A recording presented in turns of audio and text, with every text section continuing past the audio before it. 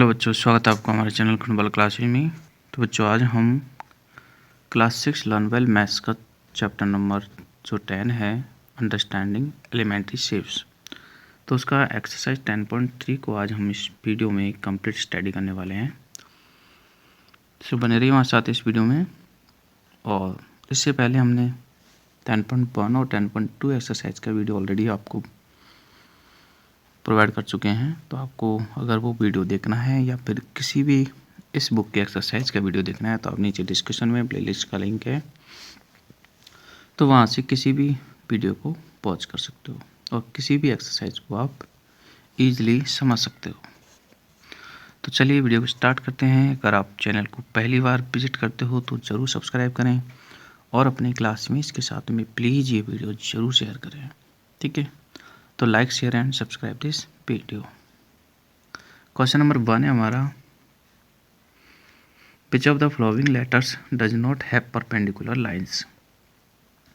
मतलब इनमें से कौन से लेटर्स में परपेंडिकुलर लाइंस नहीं हैं, ठीक है। तो देखो, परपेंडिकुलर लाइन जो है एक तो ए में नहीं है और एक एस में नहीं है, ठीक है। अब परपेंडिकुलर लाइन क्या होती है सर? तो परपेंडिकुलर लाइन जो होती है, ऐसी दो लाइंस होती है जो कि 90 डिग्री पर होती है, मतलब 90 डिग्री का एंगल बनाती है, ठीक है। ये जो एंगल होगा वो 90 डिग्री का होगा, तो ये लाइन और ये लाइन परपेंडिकुलर होगी एक दूसरे के, ठीक है। They are perpendicular to each other. अगर 90 डिग्री एंगल नहीं है तो परपेंडिकुलर नहीं होगी। तो यानी कि ये दोनों एंगल्स इनमें और इसमें, ठीक है, 90 डिग्री एंगल कहीं नहीं बन रहा, इसलिए परपेंडिकुलर नहीं है। इसमें 90 डिग्री एंगल बन रहा है, देखो एल है ये, ठीक है, ये वाला इसमें बन रहा है क्योंकि ये एल है, एल में 90 डिग्री का बनता है। ये ई है, ई में भी बनता है, देखो, ठीक है। ये तो ये 90 का बन जाएगा, ये भी 90 का बन जाएगा, ये ई बनता है तो इसमें 90 डिग्री का एंगल बनता है, तो ये परपेंडिकुलर है। सेकंड क्वेश्चन है, which of the following are models for perpendicular lines, ठीक है।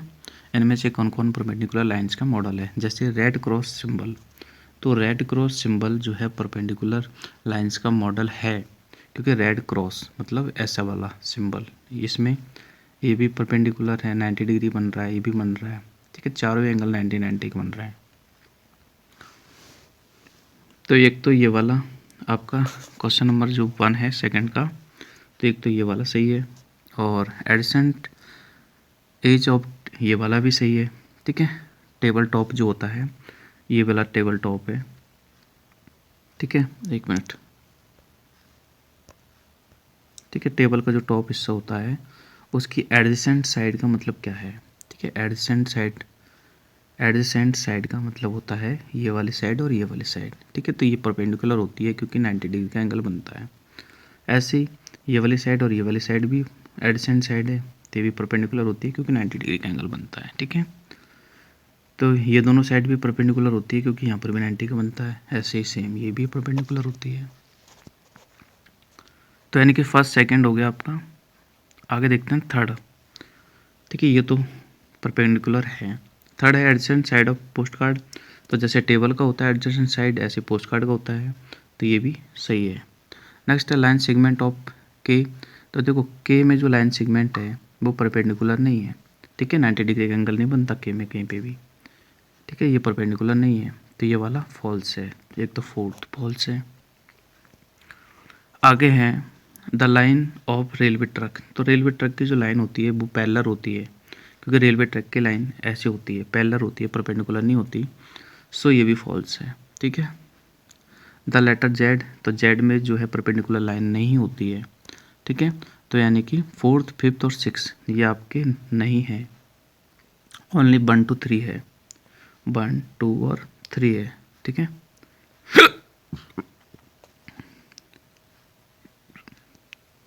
चलो अब देखते हैं question number third. Let P Q be a perpendicular to line X Y, मतलब पी क्यू लाइन सेगमेंट और एक्स वाई लाइन सेगमेंट एक दूसरे के परपेंडिकुलर है। ऐसे पी क्यू जो है ना वो एक्स वाई को इंटरसेक्ट भी करता है, ठीक है, पॉइंट ए पर। तो what is the P A Y, ठीक है। इसको देखते हैं सॉल्यूशन, हम पी ए वाई की वैल्यू क्या होगी।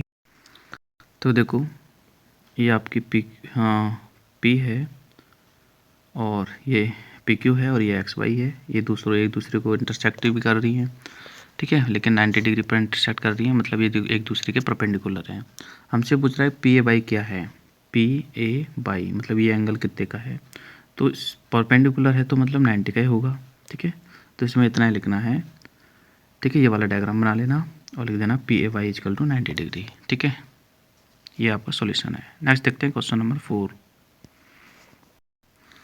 क्वेश्चन नंबर 4 है there are 2 set squares in your box, ठीक है, आपके बॉक्स में सेट स्क्वायर्स होते हैं, 2 सेट स्क्वायर्स होते हैं। What are the measures of angle that are formed, तो इन सेट स्क्वायर्स का जो एंगल फॉर्म होता है उनका मेजरमेंट क्या होता है, मतलब कितने कितने डिग्री के एंगल फॉर्म होते हैं, ठीक है, इनके कॉर्नर से, ठीक है ना। और do they have any angle measure it common, क्या दोनों में एक कोई एंगल समान है, तो बिल्कुल होता है, ठीक है, 90 डिग्री का दोनों में समान एंगल होता है, ठीक है। तो सेट स्क्वायर आपके बॉक्स में रहते हैं लेकिन आप उनको कभी यूज नहीं करते, ठीक है, आप सोचते हो ये फालतू के आते हैं, बट ऐसा कुछ नहीं है, उनसे हम एंगल बना सकते हैं 30, 60 और 90 और 45, इनके एंगल बना सकते हैं। तो देखते हैं उनका यूजेस, ठीक है। तो ये आपका क्वेश्चन है और ठीक है, ये आपके सेट स्क्वायर हैं, ठीक है, ये वाला जो है ना ये 90 डिग्री का एंगल है, इसमें भी ये 90 डिग्री का है, ऐसे 2 सेट स्क्वायर आपके बॉक्स में होते हैं, ये एंगल इन दोनों का 90 है, और देखो ये वाला 45 है, ये वाला भी 45 है, ठीक है, तो मतलब इसमें 90 और 45 होते हैं, ठीक है, ये देखो 90 45 मतलब 1 स्क्वायर सेट में तो ये होते हैं, इसमें 30 होता है, इसमें 60 होता है, ठीक है, ये 90 होता है, तो 30 90 60, ठीक है, इनमें ये होते हैं। अब देखो दोनों सेट स्क्वायर में एक एंगल कॉमन है, कौन कौन सा, 90 और 90, तो मैंने ये भी लिख दिया है कि therefore they both have 90 degree is a corner angle common, मतलब 90 डिग्री जो है वो कॉमन है, ठीक है। तो ये वाला जो सॉल्यूशन है आप नोट कर लीजिए, आप वीडियो को पॉज कर सकते हो नोट करते टाइम, ठीक है ना, और अच्छे से नोट कर लो, सेट स्क्वायर भी बना लो। नेक्स्ट देखते हैं क्वेश्चन 5। क्वेश्चन 5 है इफ लाइन एल, ठीक है, 3 लाइन है LMN, ठीक है, और L और M पैरेलल एक दूसरे के, ऐसे ही M और N भी पैरेलल है। हमसे पूछ रहा है कि what can you say about L और N, मतलब L और N के बारे में हम क्या कह सकते हैं, ये L है और ये N है, इनके बारे में हम क्या कह सकते हैं, तो ये भी पैरेलल होगी, ठीक है ना। चलो देखते हैं सॉल्यूशन। तो देखो सॉल्यूशन है फ्रॉम द पोर्कुलस पोस्टलेट, ठीक है, be know that straight line parallel to the same straight line, मतलब एक स्ट्रेट लाइन दूसरे स्ट्रेट लाइन के पैरेलल होती है, ठीक है, तो बोथ L और N, ठीक है, are parallel to same straight line, जैसे ये वाली स्ट्रेट लाइन इसके पैरेलल है और ये वाली स्ट्रेट लाइन इसके पैरेलल है, ठीक है, मतलब फर्स्ट वाली सेकंड के पैरेलल है और सेकंड वाली फर्स्ट थर्ड के पैरेलल है, ठीक है, तो फर्स्ट और थर्ड भी क्या होगी, पैरेलल होगी, समझ में आ गया, ये है पोस्टुलेट, ठीक है, तो यानी कि L और N ये भी क्या होगी, पैरेलल होगी, ठीक है। दोबारा समझो, L है ये, L वाली लाइन M के पैरेलल है और M वाली लाइन N के पैरेलल है, ठीक है, मतलब ये इसके पैरेलल है, ये इसके पैरेलल है, तो ये यानी कि फर्स्ट और थर्ड भी एक दूसरे के पैरेलल होगी, यानी कि L और N भी पैरेलल होगी, L और N भी पैरेलल होगी। तो ये सॉल्यूशन है आपका, अच्छे से नोट कर लो, आप पॉज कर लो वीडियो को। नेक्स्ट देखते हैं क्वेश्चन 6। क्वेश्चन नंबर 6 है इफ़ L और M are 2 intersecting line, L और M 2 इंटरसेक्टिंग लाइन है, चलो ठीक है मान लिया, फिर M जो है M और N भी इंटरसेक्टिंग लाइन है, ठीक है, यहाँ पर LM है और यहाँ पर MN है, ठीक है मान लिया। आगे कह रहा है can you conclude that L और N आल्सो इंटरसेक्टिंग लाइन, मतलब ये वाली फर्स्ट और N वाली लास्ट ये भी इंटरसेक्टिंग लाइन होगी, ठीक है, आप ये कंक्लूड कर सकते हो क्या, सेम जैसे ये दोनों पूछे थे ना ऐसे ही। ड्रॉ रफ स्केच, इसमें रफ स्केच भी ड्रॉ करना है, आंसर को जस्टिफाई भी करना है। तो देखो यहाँ पर ये क्वेश्चन बहुत इंपॉर्टेंट बनता है क्योंकि यहाँ पर हमें ये नहीं दिया कि जो L और M और N ये जो 3 लाइन है ना ये पैरेलल है या नहीं है, हमें कुछ भी नहीं दिया, हमें सिर्फ ये दे रखा कि L M को इंटरसेक्ट करती है, M N को करती है तो क्या एल और एन भी इंटरसेक्ट करेंगी, हमसे पूछ रहा है। तो कर भी सकती है और नहीं भी कर सकती, इट मे बी और नॉट मे बी। ठीक है, दोनों ही इसके रीजंस हैं मेरे ख्याल से। ठीक है, ये क्वेश्चन वैसे भी मैंने बहुत अच्छे से रिसर्च करके सोच समझ के बनाया है, क्योंकि इसमें मैं आपको ये बता देता कि यस दे आर इंटरसेक्ट। ठीक है, तो कभी आप मेरे को बोलते नहीं सर ये तो इंटरसेक्ट नहीं करती, और अगर मैं बता देता कि नहीं करती तो आप कहते हैं कि सर ये तो इंटरसेक्ट करती है। तो यानी कि इसमें दोनों ही चीज़ें हैं। ठीक है, अब मैं आपको 3 केज के अकॉर्डिंग इस क्वेश्चन को समझाऊंगा, तो ध्यान से देखो इसका सॉल्यूशन। सबसे ऊपर मैंने लिख दिया है it could may be line L intersect M. ठीक है, मतलब लाइन जो एल है वो इंटरसेक्ट करेगी एम को। ठीक है, बट नॉट मे बी, मतलब ये हो भी सकता नहीं भी हो सकता। ये ठीक है, ये मैंने खुद नहीं बना के लिखे हैं। Let us understand by some cages, हम कुछ केज के आधार पर हम इसको अंडरस्टैंड करते हैं। जैसे पहला केज में मैंने लिया है, देखो ये लाइन एल है और ये एम है, एक दूसरे को इंटरसेक्ट कर रही है यहाँ पे। ठीक है, ऐसे ही लाइन एम जो है वो एन को भी इंटरसेक्ट कर रही है यहाँ पे। ठीक है, ठीक है, तो यहाँ पर 2 पॉइंट बन रहे हैं। ठीक है, मैंने लिखा है यहाँ पर 2 पॉइंट इंटरसेक्शन। तो देखो पहले केज में दोनों लाइन कर रही है, लेकिन ठीक है ये वाली इससे इंटरसेक्ट कर रही है और ये वाली इससे इंटरसेक्ट कर रही है, लेकिन क्या एल और एन इंटरसेक्ट कर रही है? नहीं कर रही। एल तो इधर जा रही है और एन इधर जा रही है। तो ये पहला केज है, इसमें एल और एल इंटरसेक्ट नहीं कर रही, तो मैंने लिख दिया है but line L not intersect N. ठीक है, लाइन एल जो है इंटरसेक्ट नहीं कर रही एन को। ठीक है, तो ये है आपका पहला केज। अब देखो दूसरे केज में देखोगे तो तीनों ही लाइन एक दूसरे को इंटरसेक्ट कर रही है। ये दूसरा केज है। ठीक है, ये आपके एल है, ये आपकी एम है, ये आपकी एन है, तीनों ही एक दूसरे को, तो तीनों ही केज में मतलब ये तीनों ही जो है ना इंटरसेक्ट कर रही है। तो मैंने लिखा है in this case line L intersect कर रही है एम को और एम इंटरसेक्ट कर रही है एन को। ठीक है, एंड आल्सो एल जो है वो भी इंटरसेक्ट कर रही है एन को, मतलब तीनों ही इंटरसेक्ट कर रही है एक दूसरे को।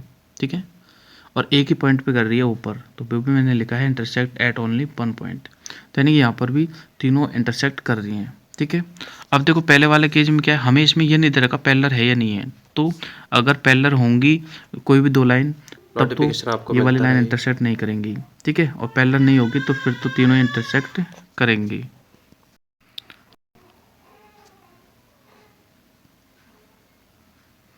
नेक्स्ट देखते हैं केस नंबर 3। यहाँ पर देखो ये एल लाइन है, ये एम लाइन है, एक दूसरे को इंटरसेक्ट कर रही है कहाँ पर, पी पर।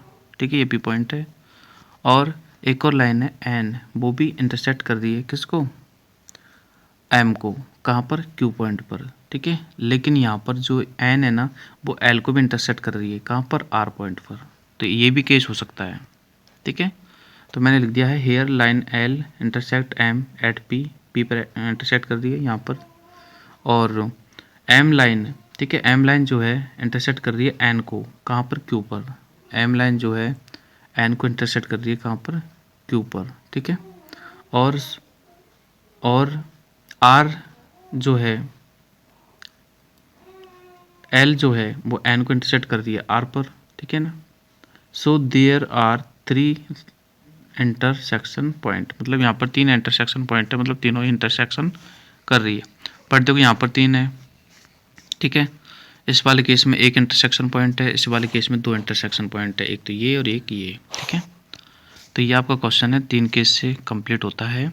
और मैंने नीचे लास्ट में ये भी लिखा है कि so be conclude that line intersection depend on how they form, मतलब लाइन कैसे फॉर्म हो रही है तो वो उस पर डिपेंड करता है। ठीक है, तो मैंने तीनों ही कंडीशन आपको बता दी है। अब देखते हैं क्वेश्चन नंबर 6 के बाद 7। ठीक है, आप पॉज करके वीडियो को जो है क्वेश्चन को कर सकते हो, काफ़ी बड़ा क्वेश्चन है।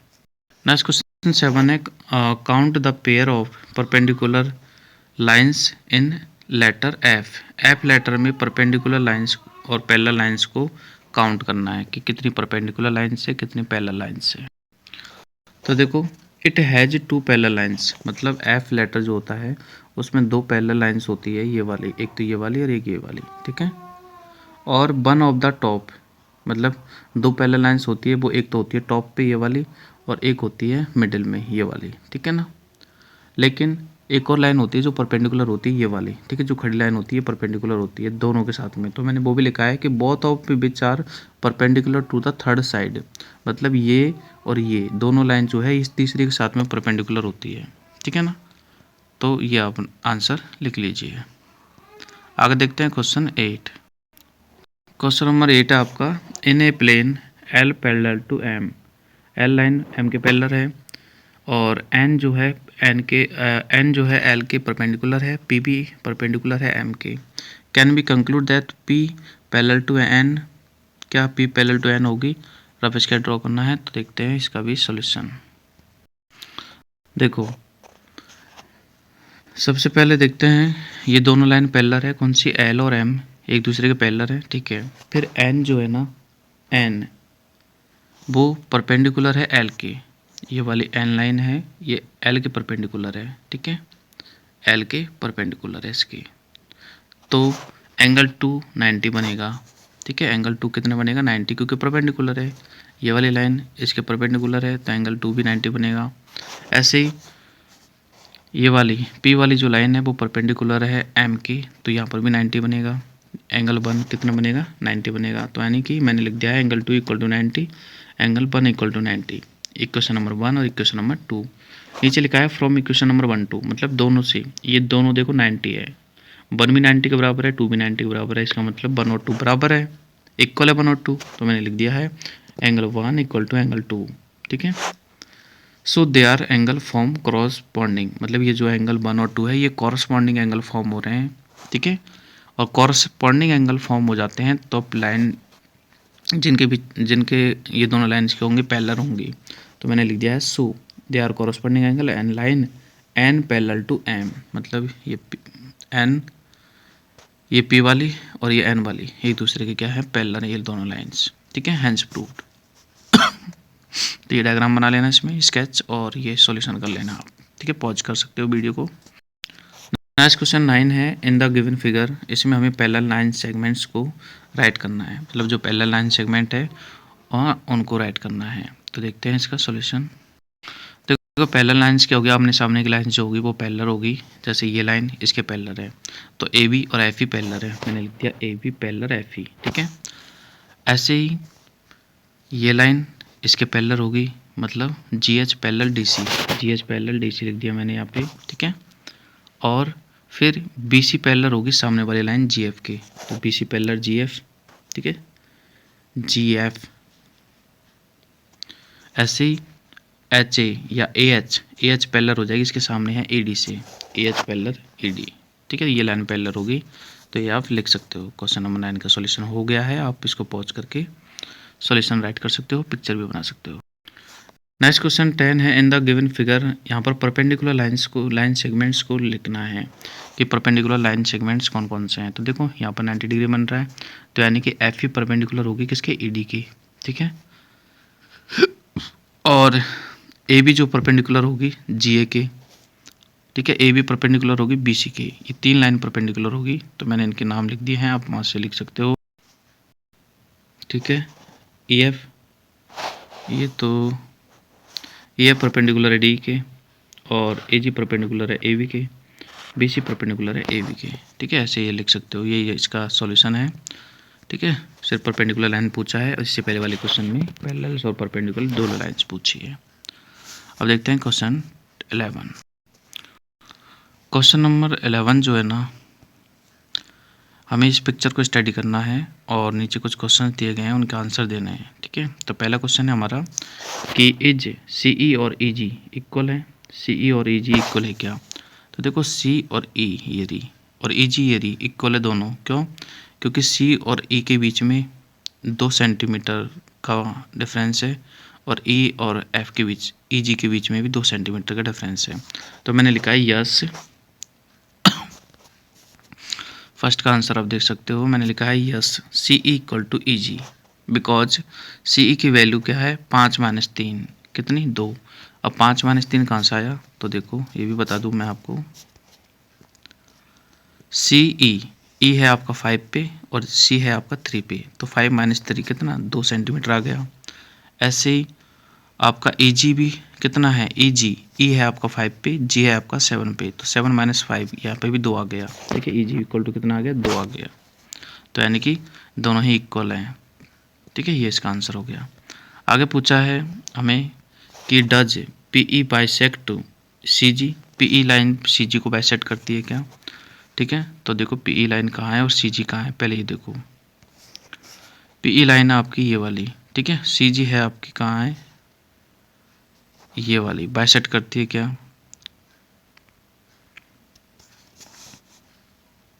सी जी को बस, एक मिनट दोबारा पढ़ने दे क्वेश्चन।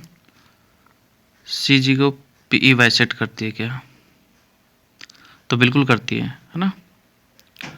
तो मैंने लिखा है इसका आंसर यस। ठीक है, सेकंड का आंसर लिखा है मैंने yes, P E bisect C जी। कैसे करती है बाइसेक्ट, देखो ये देखो, ये लाइन मतलब ई जी और ई सी दोनों इक्वल है ना, इक्वल है मतलब ये भी 2 सेंटीमीटर ये भी 2 सेंटीमीटर है, तो बाइसेक्ट हो गया ना।